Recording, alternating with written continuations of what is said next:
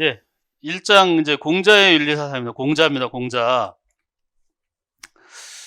어떻게 보면 이제 동양 사상을 뭐 조금이라도 뭐 일반인조차도 공자라는 이름은 뭐 너무나 잘 알고 있잖아요. 그래서 그런 건지 뭐 교과서에 있는 비중, 소크라테스도 마찬가지고요. 요즘 어, 인구의 회자되는 소크라테스와 마찬가지로 너무 유명하고 너무 일반적이라 생각해서 그런지, 그리고 이 공자의 사상이 결국에는 맹자, 순자로 이어져서 다 흩어졌다고 생각하는지, 공자가 이제 단독형 문제로 잘 안 나온단 말이죠. 그래서 이제 우리가 그러한 의미에서는 뭐 공자는 중요하지 않아 이렇게까지 얘기할 수도 있지만, 중요하지 않은 문제를 떠나서 공자의 사상이 기본적으로 잘 이해가 안 돼 있는 상태면 맹자, 순자로 넘어가는 데 있어서도 문제가 생기고요. 나중에 우리 송명유학, 뭐 한국 성리학 이런 데 이어지는 그 상황에서도 유학에 대한 기본적인 이 기초가 없으면 굉장히 헷갈린단 말이죠. 그래서 공자 사상은 시험뿐만이 아니라 우리 뒤에 비중이 큰 인물들을 이해하기 위해서라도 기초 공사로서 반드시 어느 정도 알고 계셔야 되는 거예요. 어느 정도가 아니라 제대로 알고 계셔야죠. 그래서 우리 교재를 보시면 제가 앞부분에 교과서 핵심 용어와 서술 체크 이런 제목으로 해서 앞에 몇 페이지를 정리를 해놨잖아요. 교과서와 관련해서. 그 처음 교과서는 좀 길게 이동하고 겹치는 부분은 빼서 뒤로 가면 짧아지죠. 그리고 사이사이에 보시면은 문제들을 넣어놨어요. 왜냐하면 이론만 쭉 보다 보면은 벌써 지루하거든요. 이게 문제화되면은 이렇게 되는구나. 근데 이 문제는 다 철저하게 교과서에 있는 지문을 가지고 문제화 시킨 거예요. 뭐 임용시험의 수준은 이거보다 높아 보이기는 하지만 실제로 보면은 지문이 좀 어려울 뿐이지 이 정도 수준이란 말이죠. 쓰는 서술의 내용도 역시나 교과서를 바탕으로 해서 소위 말하는 기본서들, 우리가 교과서에 덧붙여서 반드시 봐야 되는 책들, 이 정도 안에서 서술이, 특히 동양 사상 쪽의 서술들은 그렇게 어렵지 않단 말이에요. 다른 거에 비하면. 동양 사상 쪽의 서술이 어려운 이유는 동양 사상의 낯섦, 동양 사상에 쓰는 용어들이 낯설고 상대적으로 관심이 덜했기 때문에 어려운 거지, 쓰는 패턴이라든지 중요 핵심어의 경우는 서양보다는 훨씬 까다롭지 않을 수 있다는 거예요. 낯설음을 극복하는 게 가장 중요한, 우리는 하여튼 익숙해지면 쉬워 보이는 거예요. 뭐든지 익숙하지 않을 때는 아무리 제가 쉽다, 이 정도면 괜찮다, 쉽다 해도 낯설면 어려운 거죠. 그러니까 익숙해지는 것이.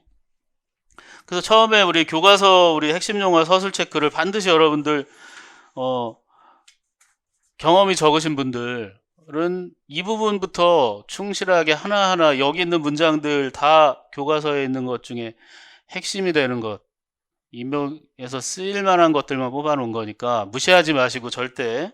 그리고 어느 정도 실력이 갖춰지신 분들이라고 하더라도, 경험이 좀 쌓인 분들이라 하더라도 다시 한번 내가 알고 있는 기존의 서술 패턴들이 잘 갖춰져 있는가를 체크하기 위해서라도, 여기 보면 여기 가로 그리고 밑줄, 이 부분들은 충분히 시험에 나올 수 있는 것들도 꽤 있단 말이죠. 그래서 이유 없이 쳐놓은 게 아니라요.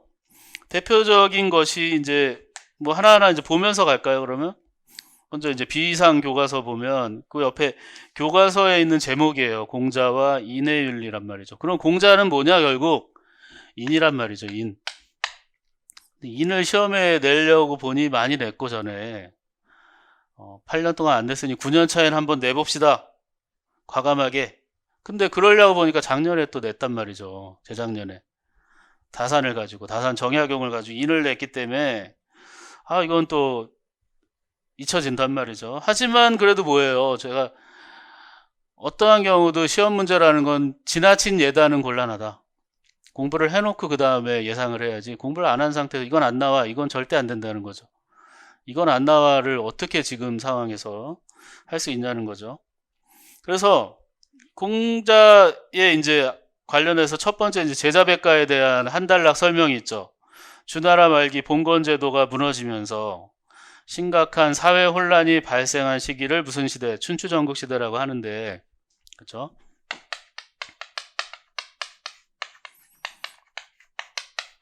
춘추시대와 전국시대를 합쳐 춘추전국시대죠. 공자는 그 중에 춘추시대, 맹자와 순자는 전국시대. 그렇게 되는 거예요. 그래서 이 사회 혼란을 바로잡고 질서를 회복하고자 여러 사상가 학파가 등장하는데 이게 제자백가라는 거죠. 동양사상 수업을 들으신 분들은 뭐 이거를 뭐 모를 수는 없는 거고요. 뭐 이런 건 시험에 우리 역사 쪽의 분야지 우리가 다루는 시험 문제 내용은 아니죠. 배경 설명이에요. 근데 중요한 건 뭐예요? 사회 혼란. 결국 사회 혼란. 제자백가의 문제의식은 사회가 너무 혼란해요. 춘추시대, 전국시대, 전쟁통이에요. 전국시대는 특히 싸움 전자잖아요. 전쟁통이란 말이죠. 사회 혼란, 이걸 극복하고 싶은 거예요. 내 스스로의 뭐 어떤 지적인 만족보다는 정말 너무 살기가 힘들다. 사람들이 너무 뭐 요즘 같은 인권 이런 거는 상상도 못하고 너무 쉽게 사람들이 도구화돼서 전쟁에 징발돼서 죽음을 당하고, 그리고 그러다 보니까 사회 안에서 어떤 정의라든지 무슨 원칙을 따지기보다는 당장에 살아남을 수 있는 이런 것들이 너무 횡행하다 보니까 그에 대한 반발로 나온 것이 바로 이제 유학이죠. 너무 많은 것이 다 무너졌다. 그 다음 얘기 우리 7페이지 보고 있죠. 유교의 창시자인 공자는 유교의 창시자예요. 당시 사회가 혼란에 빠진 원인 괄호 뭐예요? 도덕성의 타락이다. 공자는 도덕성의 타락을 이 모든 무질서의 원인으로 본 거죠. 그럼 어떻게 해야 돼요? 도덕성 회복해야죠. 개개인의 도덕적인 마음을 회복하고, 근데 사람들의 마음만 회복해서는 이게 완벽하지 않다는 생각을 했어요. 여기다 한번 써볼까요? 도덕심 회복 플러스 뭐예요? 제도도 갖춰야 되고 제도도 개혁해야 되고 제도와 규범을 확립해야 되는 거예요. 이게 바로 공자의 두 핵심이죠. 도덕심. 그래서 극길, 자기를 이겨야 된다는 극기가 여기서 나오는 거고요. 제도, 옛날 좋은 제도 이미 있었어요. 그게 뭐냐면 예란 말이죠. 그 예 회복하자, 복례. 그 유명한 극기 복례가 나오는 거죠. 그래서 극기 복례. 그 중에서 이 극기 쪽에 좀 더 치중한 제자가 맹자였던 거고요. 예를 회복해서 제도적으로 사람들을 좀 바로 잡아야 되겠다. 순자인 거죠. 이 맹자와 순자를 다 가지고 있었던 게 바로 공자라는 거예요. 가지고 있었던 게 아니라 그만큼 공자라는 사람은, 공자는 이 안에 사실 도가적인 요소 누구냐 하면 여러분 잘 아시는 안현이 물어봤는데 인이 뭡니까? 해서 인을 어떻게 해야 되면 극기복례다. 그때 등장하는 안현인데요. 안현의 삶을 여러분 보시면 어때요? 일단사 일표음, 욕심도 없고 누추한 거리에서 도가적인 삶을 살잖아요. 그러니까 공자는 근데 사실 안현 가장 아끼는 제자였잖아요. 이 맹자 이전에 있었던 증자라는 수제자가 있었지만, 그리고 여긴 누가 있어요? 자공이라는 제자 있었잖아요. 이 두 뛰어난 제자가 있었음에도 실제로 좋아하는 건 안현이었죠. 그러니까 공자라는 인물 안에 내 안에 다 있다는 거죠. 공자라는 인물 안에 이 세 가지의 동양 사상의 큰 패턴이 다 있다는 거예요. 순자에서는 누가 나와요? 결국에는 한비자가 나오죠. 그럼 한 사람은 어디 갔나 이렇게 하죠. 이 공자와 이쪽 모든 계열들을 갑갑하게 여긴 사람이 있었죠. 우리 묵자, 희생정신, 우리 겸해, 교리 얘기한 묵자만이 여기 실제적으로 크게 반대할 만한 인물이라는 거죠. 실제적으로 육아와 가장 대립각을 세울 수 있는. 한비자도 뭐 그런 사람이었지만 순자와의 접점이 있죠. 이렇게 공자라는 인물은 굉장히 큰 사상적 스펙트럼을 보유하고 있었다는 거예요. 그러면 그런 도덕적인 마음이 뭐냐? 바로 그게 인이에요. 도덕성, 도덕심이 인이라는 말로 공자는 대표될 수 있다는 거예요. 그럼 인이라는 건 뭐냐? 두 가지 성격이 있어요. 인간관계에 요구되는 그 7페이지 세 번째 거 보시면 인간관계에서 요구되는 인간에 대한 사랑, 그리고 인간으로 지니는 인간다움이라는 거예요. 사랑과 인간다움 두 가지 성격을 쓰시오 이러면 어떻게 써요? 사랑, 인간다움을 키워드로 해서 답을 쓰셔야 되는 거예요. 너무 앞서간다 생각하시지 말고 우리의 모든 이론은 뭐다? 기출과 실전을 위해서 쓰이는 거다. 일단 첫 번째 1차적으로는 기출을 이해하기 위해서, 두 번째 궁극적인 목적은 본 시험에서 써먹기 위한 이론이다. 동양사상의 어떤 체계와 이론을 세워서 나는 지성인이 될 거야. 이미 여러분 충분히 지성인이고요. 이제는 시험에 합격하기 위한 그 목표 하나를 위해서 조금은 그 지성인의 타이틀을 유보하고 합격을 위해서, 목표는 그거 하나예요. 내가 고득점 받아서 당당하게 합격증 받아내는 것이다. 넉넉한 점수로. 그거예요, 바로. 다른 거 생각하지 마시고요. 뭐 설명을 왜 저렇게 막 동양사상이 저렇게 깊이 없고 뭐 이런 게 아닌데, 그런 불만 이런 게 전혀 있어서는 안 돼요. 그런 불만은 여러분들이 나중에 학교에 가셔가지고 여러분 학생들한테 여러분들의 지적인 면모를 보여주시면 되는 거고, 지금은 철저하게 필요한 것만 효율적으로 1년만 딱 여러분들을 내려놓으셔야 돼요. 그 인을 실천하는 방법은 뭐냐? 등장하는 게 이제 좀 지어봅시다. 용어들 사실 굉장히 중요하고 막 시험에 내고 싶은데 쉽단 말이에요. 쉽다는 그 이미지가 있어서 충서 논어에서 뭐 가로치기 내고 하면 되는데, 충은 뭐냐? 선은 뭐냐? 이러면 되거든요. 충은 뭐예요? 성실한 마음으로 정성을 다하는 것이다. 그러면 선은 뭐예요? 자신의 마음을 미루어 다른 사람의 마음을 헤아리는 것. 마음이 진실한 거예요. 그쵸? 그 다음에 선은 마음이 같아요. 누구랑? 너와 같아요. 이거죠. 같을요. 충서. 그래서 이 교과서에 나와 있는 아주 중요한 포인트들이 이런 거예요. 그 다음 나오죠. 인을 실현하기 위한 방법은 뭐냐? 사욕을 이기고 극기하고 예를 회복해 복리한다. 교과서 이렇게 풀어낸 거죠. 결국 인이 내면적 도덕성이라면 예는 뭐예요? 사회적 규범, 외면적 사회 규범.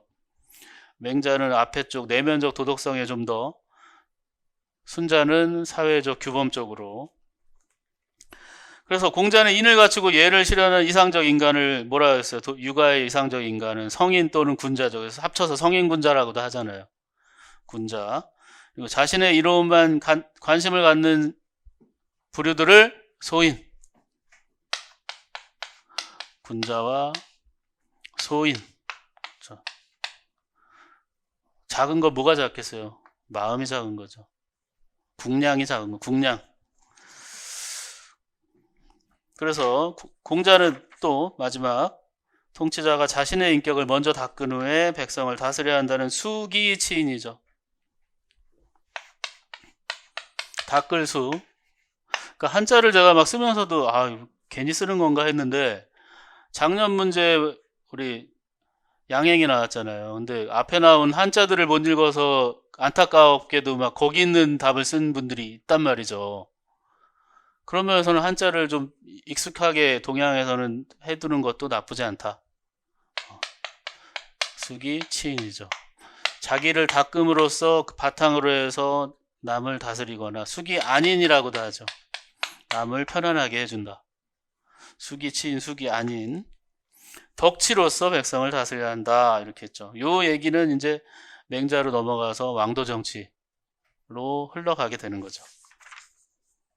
문제 하나 볼까요? 문제가 이렇게 나온다는 거예요.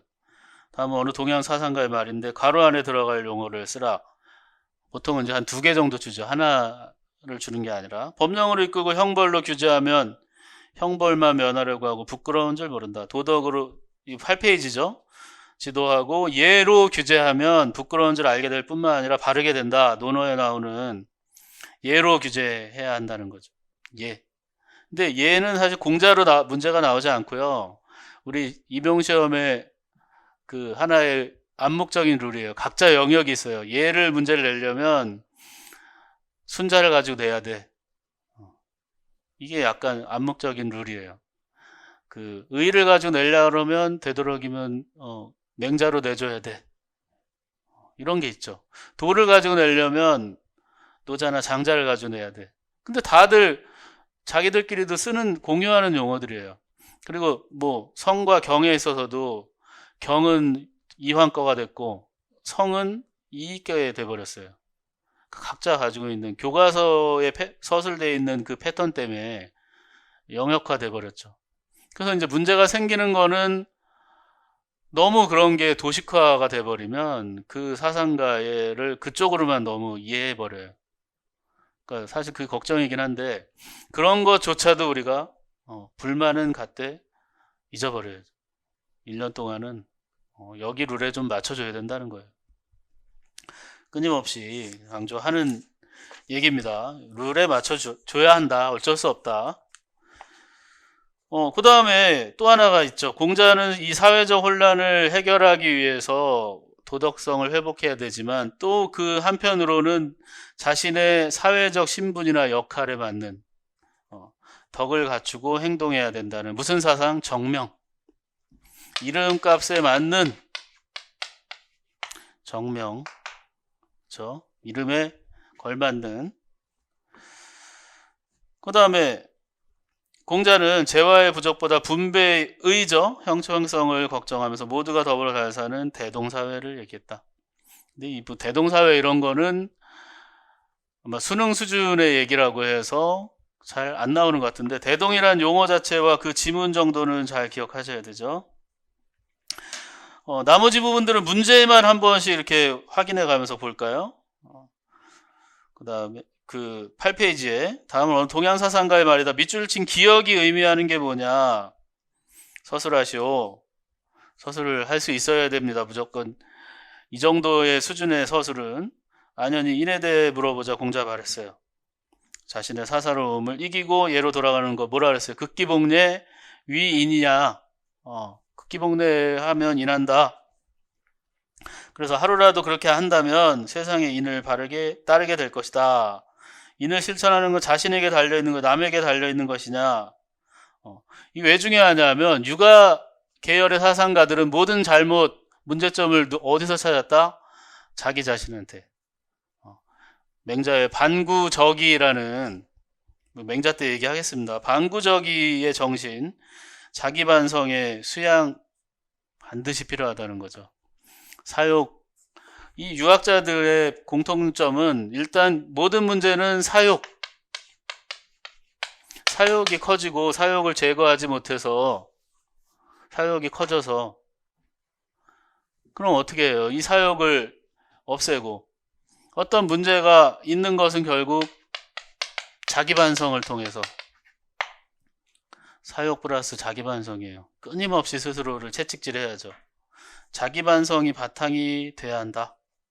그래서 내면적으로 자신의 욕구나 감정을 조절할 수 있어야 되는 거죠. 그래서 외면적인 사회규범에 예에 부합하는 것. 2가지를 동시에 강조한 게 극기복례예요. 앞에 나왔던 지문이 또 나오잖아요. 그쵸? 9페이지에 보면 덕. 그러니까 육아의 정치 사상은 덕과 예로서 하는 거죠. 법가. 이와 반대로 법가는 정과 형으로 하는 거죠. 그러니까 형벌로 하다 보면 법이 벌이 무서우니까 피하기는 하는데 어떤 위반하거나 안 걸릴 때까지는 부끄러워할 줄 모른다는 거죠. 걸릴 때까지는 해보는 거야 이런 거죠. 근데 덕으로 하고 예로 하면 걸리고 안 걸리고를 떠나서 스스로가 그것을 단속할 수 있다는 거죠. 그런 의미. 그 다음에 동양사상가들의 말이에요. 갑과 을이에요. 가로 안에 들어갈 말을 순서대로 쓰고 밑줄 친 기억의 실천 방법에 대한 두 사상가. 이게 이제 초창기 2014년 한 15년 정도의 우리 임용 시험 실제 수준이죠. 이 정도의 문제가 나온단 말이에요. 그래서 가로 안에 들어갈 말 순서대로 쓰고, 요즘에도 여전히 괄호 넣기는 기본 2개 한 문제당, 가로 넣기 2개 넣고 뭐와 관련된 거 괄호 넣기 있는 거 활용하기도 하고 그냥 쓰기도 하고, 그리고 모든 작성 방법에 이렇게 패턴이 그렇게 돼버렸죠 지금은. 그래서 갑은 그 사람이 효와 재를 실천하면서도 윗사람 해치기를 좋아하는 사람은 드물다. 윗사람 해치기를 좋아하지 않으면서 질서를 어지럽히기 좋아하는 사람은 없다. 그래서 군자는 근본에 힘을 쓴다. 그리고 여러분들도 근본에 힘을 쓰셔야 돼요. 기본에. 그리고 기본이 확립되면, 근본이 확립되면 따라야 할 도리가 생겨난다. 효도와 공경이라는 것이. 여기서 효도와 공경이라 그랬지만 효제예요. 한자상으로는.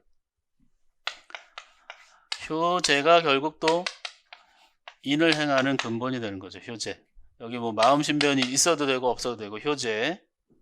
그게 인에 실천하는 근본이 된다. 논어에 나오는 공자의 말씀이고, 그걸 내가 먼저 남의 부모를 사랑하고, 남의 부모라고 나왔어요. 사랑하고 이롭게 한다면 남이 우리 부모를 사랑하고 이롭게 하는 것으로 보답할 거야. 내가 먼저 하면. 어진 사람이 하는 일은 천하의 이로움을 찾아 일으키고 천하의 해로움을 없애는 일에 힘쓰. 어진 사람 인에 대해서 얘기하지만 뭔가 달라요. 우리 부모가 아니라 남의 부모를 먼저, 남의 부모라도. 갑사상가가 육아의 대표라면 이 을사상가는 묵자, 그 육아사상에 크게 반대했던, 가장 어떻게 보면 제일 대립할 수 있는 사상가라고도 볼 수 있어요. 묵자, 그래서 사랑의 실천 방법, 갑사상가는 뭐예요? 효도, 가족, 자기 가족에 대한 효제에서 이 사랑을 시작한다. 그래서 이 사랑을 결국 국가사회, 수기해서 치인처럼 자기 가족의 사랑에서부터 시작해서 사회적인 사랑으로 확대한다. 국가적인. 을사상가는 뭐예요? 자기 가족과 이웃을 차별 없이 사랑하는 무차별적인 사랑을 통해서 실질적인 이익을 주는 것이 사랑이다. 겸의 교리. 그래서 등장하는 거죠. 벌써 무슨 묵자를 얘기하냐 이렇게 하시지만, 공부는 순서도 있지만 입체적일 필요도 있어요. 입체적이고 항상 뭐예요? 기출을 염두에 두고, 공자만 단독으로 나오는 게 아니라 공자를 바탕으로 해서 묵자와 비교하든 법과와 비교하든 비교형 문제가 꼭 나올 수 있다는 거예요. 그 다음에요, 10페이지 보시면 오늘날 부모를 잘 돌보는 것을 효라고 한다. 그렇지만 사람들은 개와 말도 잘 돌본다. 공경하는 마음이 없다면 어떻게 돌봄의 차이가 있는, 부모를 돌보는 것과는 다르다는 거죠. 부모를 잘 돌본다는 표현을 우리는 봉양한다 이렇게 표현하죠. 봉양하는 것을 효라고 한다.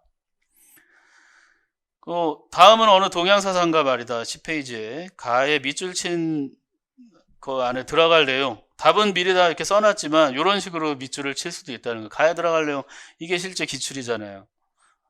그래서 극기복례 위인하는 그 구체적인 방법 좀 알려주세요 했더니 3가지 4가지 하지 말아야 될 것. 얘가 아니면, 그래서 사물이라고 하죠. 4가지 하지 말아야 될 것. 말 물자예요. 이게 하지 말라. 그래서 얘가 아니면 보지 말고, 비례 물시, 그렇죠. 보지 말고, 비례 물청 듣지 말고, 얘가 아니면 비례 물언, 그렇죠. 얘가 아니면 비례 물동, 그렇죠. 시청 언동, 이 네 가지 하지 말아야 할 것이죠. 그런 것까지 여러분 기억을 같이 해두시면 될 것 같아요. 나머지 서술도 역시 다 깔끔하게 해결해 주셔야 되고요. 겹치는 부분들을 많이 뺐지만 그래도 겹치는 부분이 있고요. 12페이지 보시면 다음은 어느 동양사상가의 말이다. 기역, 니은 안에 들어갈 용어를 순서대로 쓰시오. 군자는 마음이 평온하고 너그럽고 소인은 마음이 항상 근심으로 좀 군자와 소인의 대결이죠. 항상 그 군자와 소인을 비교함으로써 의미를 더 극적으로 보여준다. 군자는 태어나면서도 교만하지 않고 소인은 교만하면서도 태어나지 않다. 태어나면서도 교만하지 않고 교만하면서도 태어나지 않다. 논어에 나오는 얘기들이죠. 이렇게 교과서에 대한 기본 패턴을 우리가 확인을 해봤고요. 할 얘기는 사실 거의 다 한 거예요. 여기 이제는 뭐냐면 조금 더 구체적으로 실전 대비 이론이라고, 핵심 이론이라고 했는데 교과서에서 커버 못하거나 교과서에 있는 것들을 좀 더 심화시킨 내용들이 이어지는 거예요. 실전 대비 핵심 이론. 첫 번째는 이 제일 중요한 거예요. 공자의 현실 인식과 해결책. 이미 앞에서 얘기했지만 춘추전국 시대라는 거예요. 전쟁통, 혼란기. 이 혼란기를 어떻게 인식했느냐. 결국 문제는 주라는 아주 강한 통합된 왕권이 약화되고 또 봉건의 어떤 혈연적인 연대가 서로 이제 형제간 친척간으로 묶여서 굉장히 통치가 쉬웠잖아요. 가족끼리 우리 뭘 하면 물론 가족끼리도 마음이 안 맞으면 훨씬 힘들기도 하지만 그게 이제 이거긴 하지만 우리 혈연적 연대가 지금 많이 이완된 게 오늘날 우리 사회잖아요. 친척들 보기 어렵잖아요. 옛날 같으면 명절에 무조건 다 모여야 되고 제사 지내고 하는데 요즘에 그런 게 이완됐잖아요. 춘추전국 시대가 바로 그런 거죠. 통치권을 각각의 그 제후들이 왜 네 말을 들어야 돼? 나도 꽤 이 동네에서는 힘 좀 쓰고 살고 싶어. 혈연적 연대가 이완되죠. 자기 나름대로의 삶을 살고 싶어요. 그러면서 봉건적인 질서가 붕괴돼요. 그리고 주나라의 권위가 땅에 떨어지죠. 이때 등장한 게 바로 제자백가라는 거예요. 유가, 도가, 법가, 묵가. 각자가 결국 이거 해결할 거야. 그게 이제 우리 일주 좀 넘게 얘기할 내용들이에요. 그러면서 그냥 내가 해결할게 그러면은 뭘로 이렇게 물어봐야 되잖아요. 그때 등장하는 게 이제 각자의 이론과 방식이죠. 그거를 우리가 잘 알고 있어야 시험 문제 나올 때 대처할 수 있는 거죠. 공자의 시대 진단과 해결 방법은 뭐냐? 도덕적 타락, 공동체 의식의 붕괴라고 본 거죠. 현대화된 표현이죠. 도덕적으로 인간 개개인을 보면 도덕적으로 타락했고요. 사회 전체적으로 보면 공동체 의식, 국가 의식이 붕괴됐다.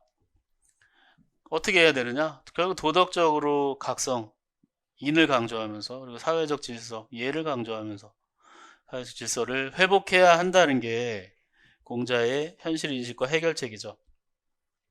그래서 등장한 개념이 바로 극기복례와 정명이다.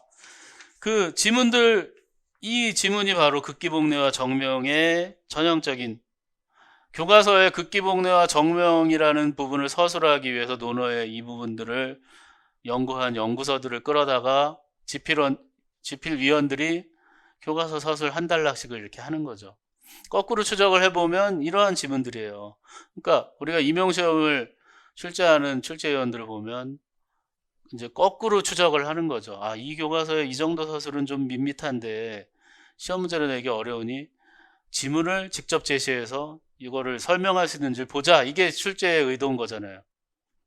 그렇기 때문에 우리가 거꾸로 추적을 해서 지문을 제가 찾아다가 이렇게 실어 놓는 거죠. 그러니까 여러분들은 어떻게 했어요? 지문을 반드시 익숙하게 읽어놔야 돼요. 이거는 나올까? 이런 의심 말고 지금 시간이 있으니까 1월 달이니까요. 이 정도의 지문들은 충실하게 읽고 공자 말이고 무슨 의미고 밑에 나오잖아요. 공자의 예라는 거 결국 사회적 혼란과 평화를 가져올 수 있는 해결책이라는 거. 아주 구체적인 해결 방법이죠. 달리 얘기하면 뭐냐면 고대의 질서. 공자는 복고주의자예요. 옛날 거 좋아해요. 옛 것을 익히고 새 것을 아는 것이죠. 옹고이 지신, 고대의 질서와 문화를 바로 예라는 이름으로 하게 사람들에게 전파하게 되는 거죠. 그렇다면 극기복례라는 건 뭐냐? 결국 가장 큰 문제, 도덕성의 타락. 그 도덕성의 타락은 뭐냐? 이기적인 자기 욕구를 마음대로, 제후는 제후대로 왕을 막 침범하고, 그 밑에 있는 대부나 뭐 서민들은 또 자기 윗사람을 욕심을 막 부린다는 거죠. 자기 위치가 아닌데. 그러니까 오늘날 보면은 너무 신분제적인 그거 아니냐. 물론 그런 비판은 뭐 필요하죠. 근데 이제 공자가 그 당시에 해결하고자 했던 거는 각자의 주어진 역할을 충실하게 하자. 비록 신분제적인 요소는 있으나, 그래서 이기적인 자기 욕구를 극복하고 예를 회복하는 거예요. 정명이라는 게 바로 극기복례의 바탕이 되는 거죠. 각자의 직책과 명분에 걸맞는 행동과 책임감을 보여달라. 이거예요. 그래서 정리를 해보면 인간 각자가 이기심을 극복하고 예를 회복해서 각자의 신분과 직책에 맞게 권한을 행사해라. 그리고 의무를 수행해야 사회적 혼란이 사라지고 국가 안정이 이루어질 수 있다는 게 우리 맹자의 사회 진단 그리고 해결 방법까지 핵심이 되는 이 두 줄로 여러분들이 기억을 하고 계셔야 돼요. 뭐 극기복례 정명으로 핵심 용어도 기억하셔야 되지만 이렇게 설명을 할 수 있어야 된다는 거. 그러면 공자의 인에 대해서 좀 살펴봅시다. 공자 하면 인이에요. 인. 한자 보시면 알겠지만 사람인 옆에 두 이자가 돼 있잖아요. 인간관계라는 것. 관계 안에서의 인간다움. 사회적 존재로서의 인간다움. 그리고 인간되며 그 인간다움의 본질인 사랑. 두 가지로 교과서에 서술되어 있으니까 우리는 그렇게 이해해야 되는데 이런 이해 방식은 어디서 오느냐? 뭐 공자를 직접 이해하기도 했지만 주자의 이해 방식이 상당 부분 반영이 되어 있는 거죠. 주의가 이렇게 해석을 했으니까. 그래서 이 인을 통해서 공자가 더 궁극적으로 추구했던 것은 통치자들의 인의 실현이 결국 혼란과, 그러니까 윗사람의 큰 각성이 사회를 제대로 돌려놓는데 가장 극적인 변화를 가져올 것이다. 그런 믿음을 가지고 있죠. 대부분의 이제 육아 계열의 학자들은 아래로부터의 혁명보다는 대체로 윗사람의 대오각성을 기대하죠. 그래서 인의 의미가 뭐 여러 가지로 지금 나와 있잖아요. 그 지문들. 진실로 우리 15페이지 보면 인의 뜻을 두면 악을 행하는 일이 없을 것이다 부터 해서 오직 인한 사람만이 좋아할 수도 있고 미워할 수도 있고 뭐 수도 없이 나오죠. 논어에 보면. 그래서 공자는 이 인을 얘기하면서 우리가 보여줄 수 있는 게 뭐냐면 어떤 자연이나 또는 그 인격신 같은 이런 신비로운 것에 대해서 무관심했어요. 괴력 난신에는 한원했다 했잖아요. 괴력 난신. 신비적이고 어떤 설명하기 어려운 것들에 대해서는 드물게 얘기하거나 거의 말씀하시지 않았다 이렇게 되어 있단 말이죠. 그러니까 철저하게 인간 중심주의자고요. 인간을 위한 논의들만 했다는 거예요. 그렇지만 어떤 덕의 근거는 하늘에서 찾은, 덕을 인간이 만들어낸다고는 하진 않고요. 덕은 부여받는다는 의미를 좀 보여줬어요. 그게 이제 맹자에 가면 아주 강력하게 인의예지의 사덕을 하늘로부터 부여받았다. 그걸 또 더 강조한 것은 성리학자들, 주의를 중심으로 하는 타고난 것이다. 사덕은. 그게 이제 순자나 정약용 같은 사람들은 그거에 대해서 좀 반기를 들죠. 덕은 실천을 통해서 얻어지는 거지. 타고나는 건 없어. 또는 타고나는 거 오히려 악한 본성이야. 그런 거에 원조가 된다는 거. 덕의 근거를 하늘에서는 찾았다는 거. 하늘이 나에게 덕을 논어 수리편에 나오네요. 15페이지 보시면. 그래서 충가서 다시 얘기하면 인을 실천하는 구체적인 방법이에요.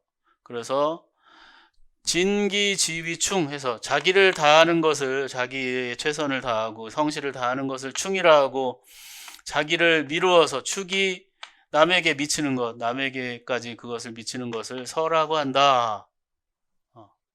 이게 주자의 해석이죠. 근데 다 이후에는 이 패턴을 따르죠. 그래서 춤과 서와 관련된 아주 대표적인 지문, 자기가 그 16페이지 보시면 그 증사함한테 뭐 내 돈은 하나를 꿰뚫어 있다 충서일 뿐이네, 직접 말한 건 아니고 마치 불교의 그 염화미소 이런 것처럼 이심전심처럼 증자만 알아차렸어요. 아, 충서구나. 제자들한테, 다른 제자한테 알려줬죠. 그 다음에 자신이 원하지 않는 일을 남에게 베풀지 말라. 그러면 나라 안에서 원망하는 이가 없을 것이고 집안에서도 원망하는 이가 없을 것이다. 나는 하기 싫은데 왜 남한테는 그걸 하냐. 마음은 똑같다. 그리고 더 적극적으로 내가 하고 싶은 건 남을 먼저 해주고, 이게 이제 우리 황금률이잖아요. 그렇죠? 공리주의에도 등장하는. 그래서 이 충서에 대해서, 그 다음에 인과 예의 관계. 인은 내면적인 바탕이라면 예는 표현의 형식이에요. 사회 제도이기도 하지만 내 인함을 보여줄 수 있는 몸가짐, 보여줄 수 있는 어떤 행동, 이런 것들이 바로 예라는 거예요. 더 중요한 건 뭘까요? 본질적인 건 인이죠. 예라는 것은 형식이다. 그 다음에 위인지학과 위기지학. 사실 저는 이제 개인적으로는 논어에서 제일 항상 의식하는 게 이 위인지학과 위기지학인데, 이게 이제 교과서에 걸쳐 있는 부분이 없다 보니까 시험에는 내기가 좀 어렵다고 보는 것 같아요. 근데 위인지학과 위기지학 차이가 뭘까요? 이게 육아사상을 이해하는 데서 가장 중요한 것 중에 하나예요. 그러니까 무슨 공부를 할 거냐, 결국 이 유학자들의 목표는 성인 되는 공부인데, 성인 되는 공부는 뭐예요? 과거 시험 봐가지고 높은 자리에 가고 남들이 존경하는 사람이 돼야 되겠다. 이런 외면적인 성취, 외적인 성취, 그리고 나는 엄청난 지식을 쌓아서 세상의 모든 것을 다 알아낼 거야. 지식의 축적, 이런 게 아니란 말이죠. 뭘까요? 그러면 위기제약이라는 거죠. 이제 헷갈리면 안 되는데, 위인이라 해서 남을 위해서 한다. 그러니까 되게 뭐 봉사정신 있고 좋은 거 아닙니까? 이렇게 생각하실 수 있는데, 한자를 이쁘게 잘 쓰기로 했으니까 시간이 좀 걸려도 제가 위인지학, 그렇죠? 남을 위한 학문, 이렇게 번역을 하면 남을 위해서 공부한다. 뭐 요즘에야 이제 자기주도 학습 이런 게 있기 때문에 자기를 위해서 해야지 이게 이제 따라오긴 하는데, 오해하기 쉬운 게 남을 위해서 나를 좀 잘 하는, 남을 좀 잘 복되게 해주는 그런 공부가 뭐가 나쁘냐 하실 수 있는데, 그러니까 의미를 좀 더 세게 하려면 남에게 보여주기 위한, 이렇게 되는 거죠. 남에게 인정받기 위한 그런 학문.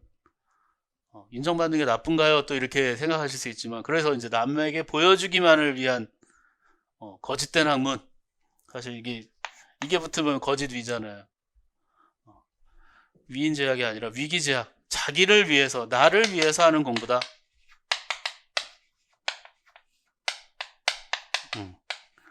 이 자기를 위한 공부. 이 공자가 자기를 위한 공부를 얘기한 이유로 이게 이제 다 또 이어지는 거예요. 결국은 스스로 자기 수양 먼저, 내면적인 성취를 먼저 한 후에 그 다음에 외적인 성취와 다른 사람을 신경 써야지. 내가 제대로 안 돼 있는데 무엇하러 남을 신경 쓰느냐, 이런 거죠. 그래서 결국 유학이라는 건 뭐냐, 자기 훈련에 모든 문제가 자기에게 있잖아요. 자기 훈련으로 시작해서 사회적 인간으로 수기치인하는 거, 수기 안인하는 거죠. 자기 자신에게서 문제를 찾는다. 그래서 모든 유학자들은 항상 뭐 내면의 어떤 성찰을 통해서 뭐 함양을 하고 그 경을 좋아하고, 이런 이유가 뭐예요? 여기에 원조가 있으니까요. 다사는 그래서 유학이 뭘 할 수가 없구나, 도저히. 뭐만 잘못되면 집에 가서 또 반성하고 있어야 되니까 사회생활이 안 된다고 생각한 거죠. 불교와 다름없다. 불교의 가장 큰 약점 뭐냐? 사회생활이 안 되는 건데 유학이 똑같은 걸 흉내내고 있다. 그 이유는 뭐냐? 성리학 때문에. 성리학자들은 애초에 시작하기는 유학이 너무 침체되어 있었기 때문에 유학을 살리려고 했는데, 다산이 정약용이 보기에는 유학을 오히려 공자의 본래 정신을 너무 지나치게 축소해서 봤다, 이거죠. 그러니까 이러한 것들이 다 여러분 얽혀서 있기 때문에 공자를 결코 무시할 수 없다는 거예요. 마지막으로 이제 공자의 정치 사상입니다. 공자의 정치 사상. 그게 이제 인정과 덕치로 뭐 설명할 수 있겠는데요. 뭐 둘이 구분될 수 있는 건 아니고 같은 거를 얘기하고 있는데, 한자상으로 어진 정치라면 덕치는 덕스러운 정치죠. 그러니까 뭐가 달라요 이렇게 얘기하시는데, 다르다면 글자와 개념이 다른 것이고, 같다고 하면 말 그대로 같은 것을 지향하는 거죠. 덕으로서 하는, 인으로서 하는 정치, 힘으로서 하지 않고 제도로서 하지 않는 정치죠. 벌로서, 법으로서 하지 않는 정치. 그래서 먼저 인정을 살펴보면 생존에 필요한 어떤 최소한의 여건을 보장한 상태에서 이루어지는 정치여야 된다. 사람들이 살아야 뭘 할 수가 있어야 그 다음에 뭐 도덕을 회복하든 뭐 할 거 아니에요. 맹자에 가면 이제 항산 항심으로 이게 이어지죠. 그리고 강압적인 방식이어서는 안 된다. 백성을 사랑으로 품어줘야 된다. 사랑으로 감화시키는 형식이 돼야 된다는 거. 그 다음에 덕치는 뭐예요? 강제적 법률이나 형벌보다는 도덕과 예의로서 교화하는 방식. 그러니까 우리 그 교과교육론에 도덕교육론을 하다 보면 교화가 굉장히 부정적으로 묘사가 되다 보니까 이게 동양사상의 교화는 사실 거기서 말하는 교화와 같은 거지만 굉장히 이 형벌이나 이런 법률보다는 아주 소프트하고 순화된 개념이죠. 교화시키는 것. 우리가 순자에서는 특히 이런 교화라는 표현을 많이 쓰죠. 그러니까 실제로는 유학자들이 이제 맹자 이후로 가면 더더욱 자기 스스로가 깨닫고 스스로의 반성을 통해서 발전하는 걸 추구하는데, 어떻게 보면 공자도 결국에는 형벌하고 법률은 아니더라도 도덕과 예를 가르쳐서 그들을 변화시켜야 한다는 것은 강조를 해요. 그러니까 이 순자는 어떻게 보면 이 부분을 잘 받아들인 거죠. 그러니까 도덕과 예로 충분히 인간은 교화될 수 있다. 그 다음에 그러한 것과 관련된 용어가 바로 이제 수기 안인과 대동 사회라는 거죠. 그래서 거기 보시면 18페이지에 두 번째 보시면, 젊은이들은 집에 들어가면 부모에게 효도하고 밖에 나가면 어른을 공경하며 말을 삼가되 말하게 되면 믿음직스럽게 하고 널리 사람들을 사랑하며 어진 사람을 가까이 해야 한다. 이와 같이 몸소 실천하고, 그러니까 행유 여력이면 그렇죠. 몸소 실천하고 여력이 있으면 글을 배운다. 학문을 한다. 그렇죠. 그 다음에 임금이 너그러우면 무사람들의 마음을 얻을 것이요 성실한 백성들이 맡길 것이고, 민첩하면 공적이 있게 되고 공평하게 일하면 백성들이 기뻐할 것이다. 그러니까 논어의 아주 전반적인 흐름들이 어떤 정치를 해야 되는지. 그러니까 보통의 동양 사상가들은 우리가 이제 흔히 생각하기에 철학자들이니까 심성론 뭐 철학적인 얘기만 했을 거야. 근데 그렇지 않아요. 대부분의 사상가들은 사회에 대한 관심을 놓지 않고 사회를 어떻게 하면 제대로 좋은 사회를 만들 것인가에 대한 고민들이 있었다는 거죠. 이조차도 어떤 사회적인 문제들을 결코 놓지 않았어요. 뭐 정약용은 말할 것도 없고. 그 다음에 18페이지에 거기 보면 큰 지문이 하나 있죠. 얘기에 나오는 모든 것이 사실 공자인데 왜 얘기가 나오냐, 논어가 아니라 얘기에 있는 내용들도 공자와 관련된 다 얘기들이에요. 대체로 공자 사상과. 그 중에 이 얘기의 이 부분을 왜 뽑았을까요? 대동 사회가 어떤 것이냐. 그래서 읽어보면 큰 도가 행해지고 천하가 모두의 것이다. 천하가 모두의. 그리고 현명하고 유능한 자를 뽑아 다스리게 하니 사람들은 자기 부모만 부모로 여기지 않고 자기 자식만 자식으로 여기지 않는다. 노인은 여생을 잘 마치게 하며 장년은 일자리가 있으며 어린이는 잘 양육되고 홀로 된 자와 병든 자도 모두 부양받는다. 남녀가 따로 직분이 있고 재화가 낭비되는 거 싫어하지만 그것을 결코 자신의 이익에 사용하지 않는다. 이익만을 위해 스스로 일하는 것을 싫어하지 않지만 자기만을 위해 일하지 않는다. 그러므로 음모가 생기지 않고 도적과 난적이 생기지 않기 때문에 문 닫고 살 필요가 없다.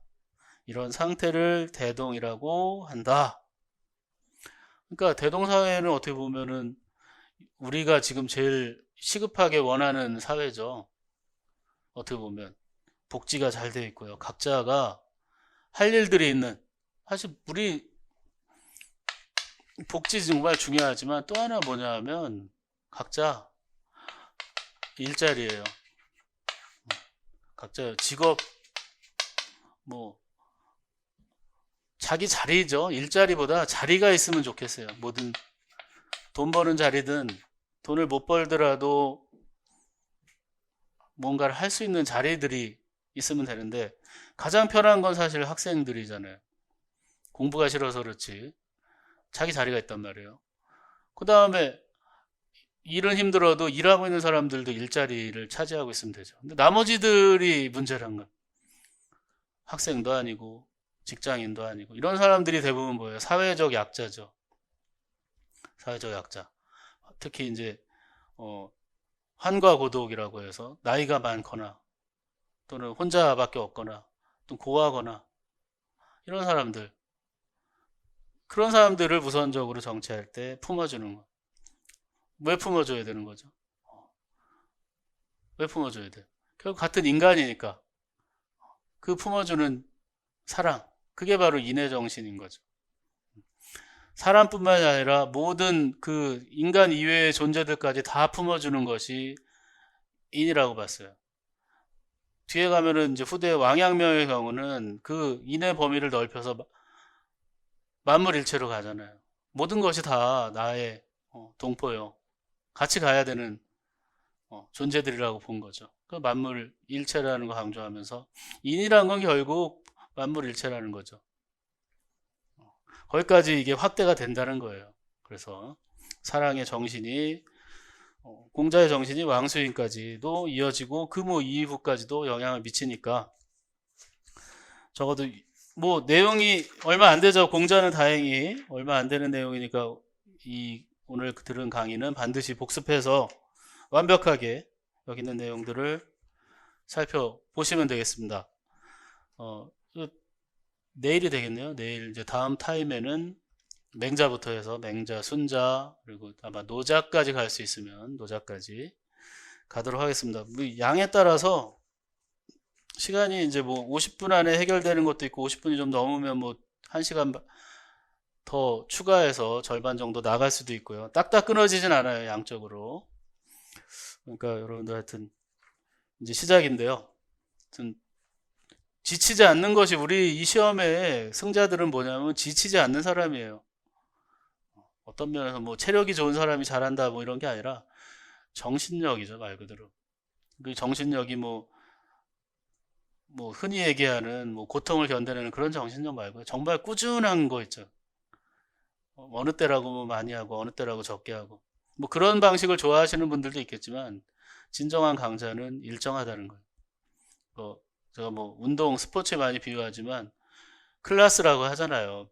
매일 한 골씩 넣는 선수가 무서운 거지 어느 때는 3골 넣고 어느 때는 한 골도 못 넣거나 어느 날은 뭐 몇십 점씩 농구 같은 게 넣고 어느 날은 하나도 못 넣고 이런 사람보다는 뭘 해도 그냥 계속 하는 사람들이 무섭잖아요. 공부도 그런 거죠. 여러분들이 이왕 이렇게 저와 공부를 이제 시작하셨으면 저도 뭐 작년에 휴강이 한 번인가 있었나요? 그때도 날씨 때문에 태풍 온다 그래서 그런 것 같고 오늘도 또 천재지변 눈이 많이 와서 그랬는데 눈이 오나 비가 오나 공부의 시간은 똑같아요. 그냥 가는 거예요, 여러분들. 뭐 코로나가 있건 뭐가 있건 사회적으로 뭐가 있건 공부는 그냥 내 공부고 내가 그냥 하는 거죠. 옆 사람이 뭐라고 하는 거에 내가 참고는 할 수 있지만 거기에 흔들릴 필요는 없는 거예요. 공부는 정해져 있어요. 이렇게 동양 또 서양 사회사상, 그리고 교과교육론 4권의 책 안에 다 들어있단 말이죠. 그거를 여러분들이 어떻게 하느냐에 달린 거지. 자료가 없어서 자료가 부실해서 책 사서 보시면 돼요. 절대 그런 걱정하지 마시고 서브노트를 해야 되냐 말아야 되냐부터 시작해가지고 여러분들이 무언가를 한다면 그건 다 도움이 되는 거고, 해야 돼 말아야 돼 고민하면 도움이 안 되는 거예요. 안 할 거면 안 하고 할 거면 하고, 그런 판단을 효율적으로 빨리빨리 하셔야 되고, 모르면 저한테라도 어떠한 학원 게시판 활용하시면 좋고요. 좀 더 구체적으로 물어보고 싶으시면 저한테 메일을 주셔도 되고, 메일 주소 학원에 문의하시면은 알려주고, 전화번호도 여러분이 원하시면 전화를 하셔도 좋습니다. 처음 시작이니까 답답하니까 아마 물어보고 싶을 때가 많을 텐데, 제가 시간이 허락하는 한 최대한 여러분들에게 친절하게 답변을 드릴 테니까, 하여튼 걱정하지 마시고 많이 물어보셔야 됩니다. 물어보셔야 실력이 늘어요. 예, 수고하셨습니다. 여기까지 하도록 하겠습니다.